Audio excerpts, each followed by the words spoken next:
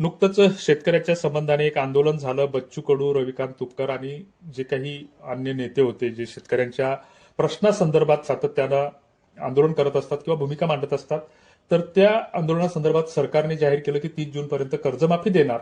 नुकतंच सरकारनं शेती वाहून गेली, खरडून गेली, त्याच्यासाठी 32,000 कोटीचं पॅकेज जाहीर केलेलं आहे. आणि अशा स्थितीमध्ये आरोप प्रत्यारोप हे होत आहेत की बच्चू कडू कसे मॅनेज झाले किंवा बच्चू कडू किंवा शेतकऱ्यांचे प्रश्न घेऊन आंदोलन करते हे कसे मॅनेज झाले, याबाबतच्या उलटसुलट बातम्या आणि चर्चा समोर येत आहेत. अनेकदा असं होतं की शेतकऱ्यांचे प्रश्न पहिल्यांदा कोणी हातात घेत नाही आणि घेतले तर मग ते प्रश्न घेऊन बरेच नेतृत्व हे उदयाला मोठे होतात आणि मग ते राजकारणात जातात आणि मग शेतकऱ्यांचे प्रश्न मांडण्याऐवजी भांडण्याऐवजी ते स्वतःचा स्वार्थ हित साधू लागतात आणि मग शेतकऱ्यांच्या ज्या काही समस्या आहेत तर त्या जाग्यावरच राहतात. आणि मग सगळ्यात मोठा जो काही शेतकऱ्यांच्या बाबतीतला जो काही गंभीर प्रश्न आहे, तर शेतकरी हा इतर लोकांसारखा कधीच संघटित होत नाही. शेतकऱ्यांची कुठली जात नसते, कुठला धर्म नसतो, कुठला पक्ष नसतो. शेतकऱ्यांची एक केवळ आणि केवळ वेदना असते आणि कोरड्या अश्रू असतात. त्याच्यासाठी सदैव त्याचा आभाळ फाटलेला असतं, नियती फिरलेली असते. कधी आसमानी संकट असतं तर कधी सुलतानी असतं आणि या संकटात तो सातत्यानं पिचत असतो. दरवेळी दिवाळीच्या दिवशी तो महालक्ष्मीचं मोठ्या श्रद्धेनं पूजन करतो, मात्र महालक्ष्मी त्याला कधीच प्रसन्न होत नाही. ही वास्तविकता आहे, ही वस्तुस्थिती आहे. तो गेली अनेक पिढ्या इडापिडा टळू दे, बळीचं राज्य येऊ दे, असं दुसऱ्या दिवशी ती बहीण भावाला ओळखताना साकडं घालते. मात्र अजूनही बळीचं राज्य काही आलेलं नाही. फक्त शोषणकर्त्याचं शासन आणि शोषणकर्ती जमातच फक्त शेतकऱ्याचं शोषण या व्यवस्थेच्या माध्यमातून सातत्यानं करते आहे. शेतकऱ्यांचे प्रश्न हे आजकालचे नाहीत की ज्यावेळेस प्रश्न भुकेचा आणि पोटाचा होता त्यावेळेस शेती ही कुठेतरी थोडीफार फिकायला लागली, तर त्यावेळेस शेतकरी संघटनेच्या आंदोलनाचा जन्म 1970 ते 80च्या दशकामध्ये झालेला होता. महाराष्ट्रामध्ये 1970 साली प्रचंड असा दुष्काळ पडला होता. 2-3 वर्ष त्या दुष्काळामध्ये महाराष्ट्र अक्षरशः होरपळून निघाला होता आणि त्या आंदोलनाचं नेतृत्व करणारे शरद जोशी हे एक नेतृत्व, प्रकाश पोहरे सारखं नेतृत्व त्यावेळेस त्या काळात अशी काही नेतृत्व उदयाला आली होती. शेतकरी संघटना ही एक भूमिका घेऊन आली होती की किंमत ठरवा नाहीतर माल थांबवा, हा घोष त्यावेळेस प्रसिद्ध झाला होता. त्यावेळेस एक नाराही प्रचलित झाला होता की त्यावेळेस आमचं बालपण होतं, बाकीच्यांना आठवत असेल की शरद जोशी चंद्राची कोर बाकी सगळे डॅश डॅश खोर, असा एक नारा होता. आणि पुढे चालून मग शरद जोशी राजकारणात गेले, खासदार झाले, त्यांनी काय धोरणं आणली, राबवली, तो नंतरचा विषय आहे. मात्र शेतकऱ्यांच्या उत्पादनांना बाजारभाव मिळावा यासाठी शेती उत्पादनाला उद्योगासारखा दर्जा मिळावा या भूमिकेवर ते आंदोलन त्यावेळेस ठाम होतं. सरकार विरोधी होतं, परंतु अहिंसक मार्गाने ते आंदोलन सुरू होतं. कापूस, ऊस आणि दूध उत्पादक शेतकऱ्यांच्या प्रश्नावर त्यावेळेस प्रदीर्घ असा लढा दिला गेला की कापूस ज्यावेळेस पिकायला लागला की विदर्भाला वऱ्हाड आणि सोन्याची कुऱ्हाड असं म्हटलं जायचं की, आणि विदर्भाचा जो बेल्ट होता किंवा पट्टा होता तर तो कापूस उत्पादक पट्टा म्हणून त्यावेळेस नावारूपाला आला. आणि तालुक्याच्या ठिकाणी, गावखेड्याच्या ठिकाणी मग सरकारनं ही बाब हेरून एकाधिकार, कापूस एकाधिकार योजना सुरू केली.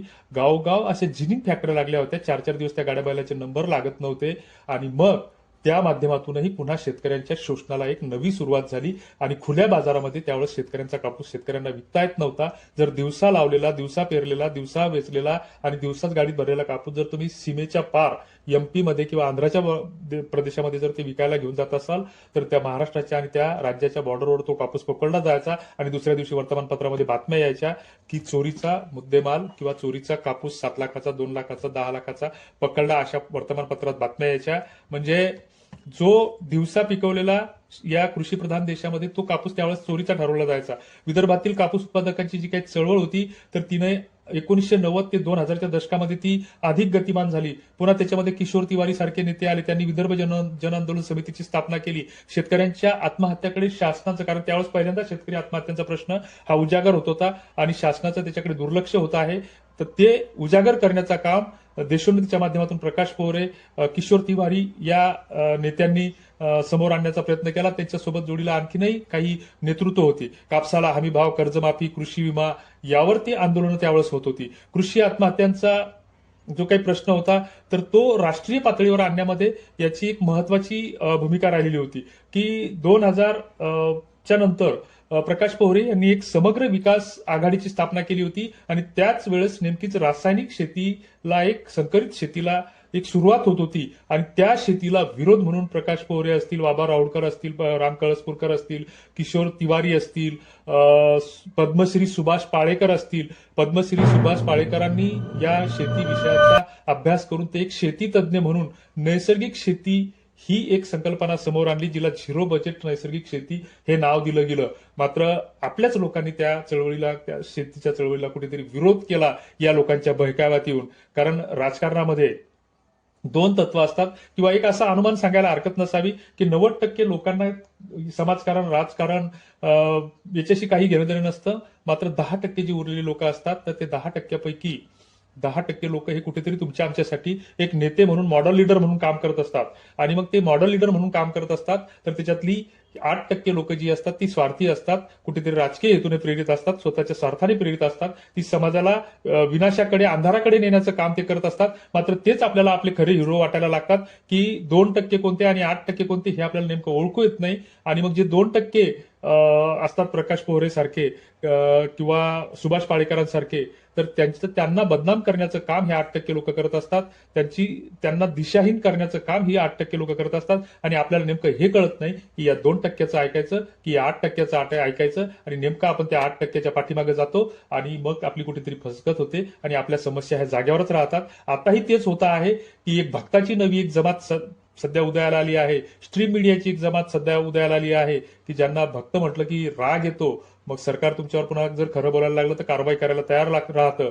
एखादा राजकारणी व्यक्ती जर तुमच्या समस्या मांडायला लागला तर त्याच्या मागे ईडी सीडीचा घोटाळा लावला जातो, त्याला कुठेतरी दाबलं जातं. एखादा पत्रकार जर आवाज उठवत असेल तर त्याला खोट्या गुन्ह्याखाली जेलात घातलं जातं. ही आजची इथली वास्तविकता आहे, वस्तुस्थिती आहे. आमचा विरोध कुठल्याही सरकारला नाही, कुठल्याही पक्षाला नाही, कुठल्याही राजकीय पक्षाला नाही किंवा राजकीय नेत्यांना नाही.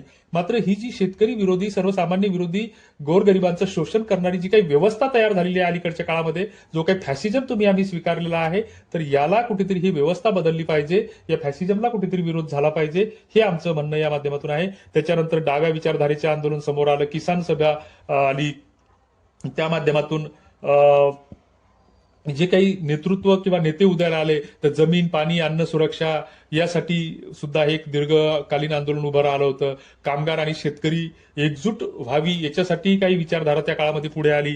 2000च्या नंतर जे काही विदर्भ राज्य समितीच्या माध्यमातून प्रकाश पोहरे आणि त्यांच्या सहकाऱ्यांनी विदर्भ राज्याच्या वेगळ्या मागणीसह शेतकऱ्यांच्या प्रश्नांना त्याच्यासोबत जोडलं. तिकडे जांबुवंतराव धोटे होते, अनेक असे नेते त्या काळात उदयाला आले.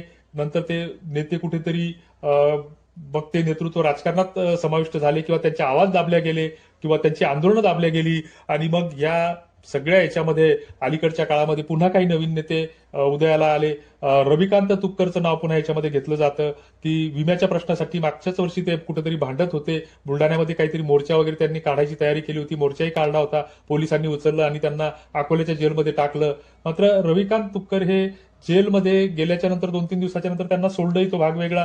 परंतु ते होत असताना आम्ही शेतकरी म्हणून साधं त्यांच्या सरकारच्या किंवा या व्यवस्थेच्या निषेधाचं स्टेटसही ठेवलं नाही. किंवा आता बच्चू कडूचं जे आंदोलन होत होतं, तर मग आम्ही ज्यावेळेस बच्चू कडू आंदोलन करत होते तर नागपूरला जो काही 1000-2000 जे काही 5000-10,000 शेतकरी त्या आंदोलनात सहभागी झाले असतील, तर 2 दिवस, 4 दिवस, 8 दिवस जर ते आंदोलन चाललं असतं तर कदाचित ते आंदोलनाच्या ठिकाणी फक्त जे आंदोलन करणारे नेतेच उरले असते. मग सरकारने त्यांना उचललं असतं आणि जेलमध्ये टाकलं असतं. तर अशा ह्या बदनाम करणाऱ्या, बदनामीकारक गोष्टी होत असतात. शेतकऱ्यांसाठी जर बच्चू कडू काम करत असतील, एक आमदार म्हणून, मंत्री म्हणून, ते जर त्यांची कुठेतरी काही त्यानं संपत्ती जमा केली असेल, तर आजकाल ते सगळ्याच राजकारण्याचा सत्तेतून पैसा आणि पैशातून सत्ता हे समीकरण झालेलं आहे. पण हे समीकरण जुळवत असताना जर कोणी शेतकऱ्यांचे प्रश्न मांडत असेल, शेतकऱ्यांसाठी भांडत असेल, तर त्याला आपलं नेता म्हणून जर कोणी वालीच उरला नसेल तर त्यांना नेतृत्व म्हणून स्वीकारायला काय हरकत आहे, असं आमचं मत आहे. तुमचं जर काही याच्यापेक्षा वेगळं मत असेल तर ते आपण मांडलं पाहिजे, टाकलं पाहिजे. अण्णा हजारेला आपण संपवलेलं आहे, बदनाम केलेला आहे की मी जर आज अण्णा हजारेविषयी जर चांगलं बोलतो तर याच्या खाली, या व्हिडिओच्या खाली वेगवेगळ्या कॉमेंट्स येतील चित्रविचित्र की तुम्ही सुद्धा असं तसं, की अण्णा हजारेनं तुम्हाला, आम्हाला दप्तर दिरंगाईच्या कायद्यासाठी 2000 मध्ये उपोषणासारखे हत्यार उचलले. 20-20 दिवस, 17-17 दिवस त्यांनी उपोषण केलं, सरकारला नामोहरम करण्याचा प्रयत्न केला.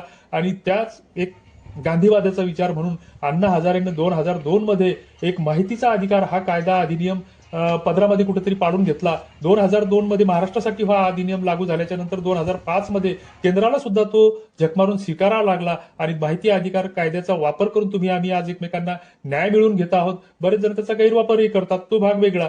मग असं असताना अण्णा हजारेंनी 2013-14 मध्ये पुन्हा एक रामलीला मैदानावर आंदोलन केलं. त्याच्यामध्ये केजरीवाल त्यांच्यासोबत होत्या, किरण बेदी त्यांच्यासोबत होत्या, रामदेव बाबा होते. रामदेव बाबानं स्वतःची दुकानदारी सुरू केली पतंजलीच्या नावाने, की ज्या पतंजलीच्या नावाखाली अष्टांग योग साधना सांगितली जाते. यम, नियम, आहार, विहार, प्रत्याहार, दान, धारणा, समाधी हे जे योग सांगितले जातात, तर त्या योगाचं नाव